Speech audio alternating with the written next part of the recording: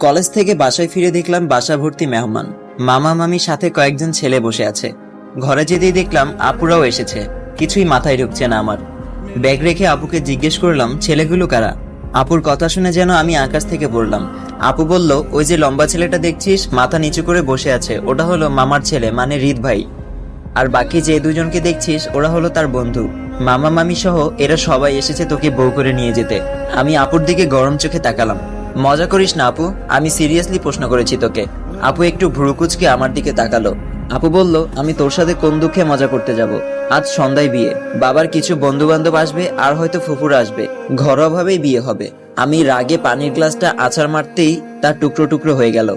রাগে আপুকে বলে উঠলাম, করবো না আমি এই বিয়ে। আমাকে পেয়েছো কি সবাই? যে যা ইচ্ছা তাই ডিসিশন নিবে? আমি তো ভালো করে চিনিও না তাকে, শুধু জানতাম আমার একটা মামাতো ভাই আছে। হুট করে দরজার সামনে বাবার গলার আওয়াজে ভেসে আসলো। বাবা বলল,